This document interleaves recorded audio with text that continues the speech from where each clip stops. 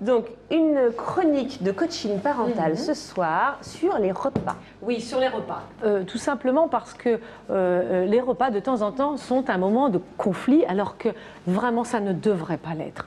Donc, quand on vient me voir en me disant « Marie-Ange, j'en peux plus, le repas, c'est une catastrophe », généralement, il n'y a pas que le repas. Hein. Quand on vient me voir en situation comme ça, il n'y a pas que le repas, il y a le coucher, il y a le bain, il y a le matin. Mais il y a des choses qui se cristallisent sur le repas quand même. Voilà, absolument. Alors, vraiment, le repas, ça doit être hein, dans l'absolu, parce que ce n'est pas toujours évident, mais ce doit être un moment familial, quand on peut le faire, parce que parfois on ne peut pas, mais un moment familial et un moment, je dirais, de calme. Ouais. Parce que ça m'est quand même arrivé où j'arrivais dans une famille et la maman, qui est quand même polytâche, hein, mais alors, elle arrive à faire la vaisselle, à passer l'aspirateur et à ranger le linge pendant que les enfants mangent.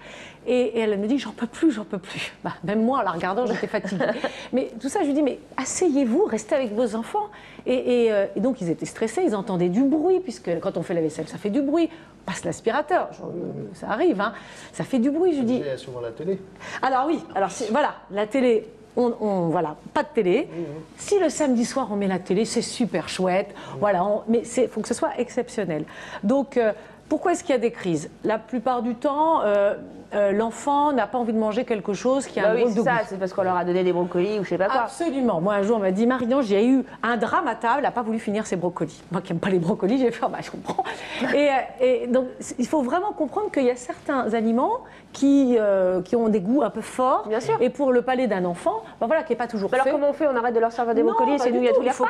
Il faut qu'il goûte, l'enfant, c'est important qu'il goûte. Et qu'il goûte à plein de choses différentes, mais qu'on accepte d'entendre, ça, c'est pas très bon. Qu'est-ce que vous n'aimez pas, Émilie? Moi, j'aime pas les concombres. Ah, bon. Imaginez-vous Teddy Riner qui arrive et qui dit « tu vas manger les concombres ». Enfin, ouais, à un moment, c'est stressant pour l'enfant, c'est peut-être pas la peine. Ah bah moi, la dernière fois que j'en ai mangé, j'ai tout vomi sur le tablier de la cantinière. Donc comme ça, elle y est parvenue. Bon, donc voilà. Ensuite, il y a des enfants qui n'ont pas besoin d'autant de nourriture que d'autres. Oui. Hein, donc voilà, donc on sert un petit peu, et puis voilà, il faut accepter que tout le monde ne mange pas autant. La troisième chose, c'est il y a des enfants, notamment ceux qui mangent très peu, qui ont des petits gabarits, manger, c'est une perte de temps. Alors, il faut vraiment essayer de faire en sorte que manger, ce soit un moment très sympathique, où on va faire des jeux. On peut jouer à ni oui ni non, par exemple, à table. Du coup, l'enfant va se dire « oh, c'est rigolo d'être à table », et puis il va manger, il va passer du temps. Et la dernière chose, qui est la plus problématique, c'est un enfant qui mange d'habitude très très bien, et tout à coup, il ne mange plus. Donc là, il y a une rupture dans la relation, il fait entendre qu'il y a une petite rupture dans la relation.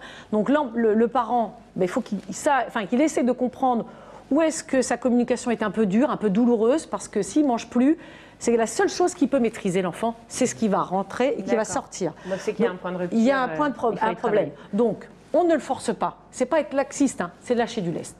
On ne force pas, un enfant qui a d'habitude mange très bien, elle ne mange plus, on ne le force pas, on lui dit écoute mon chéri, c'est pas très grave, on laisse traîner un peu de pain et un peu de fruits au cas où il est faim, pas de bonbons parce que ça sert à rien, mais et donc voilà, c'est tout ça pour dire que si on résume finalement, c'est temps calme, on va dire, le repas. Temps calme, voilà. On pollue pas avec la télé, tout ça. On ne force pas forcément, mais on fait goûter. On fait goûter.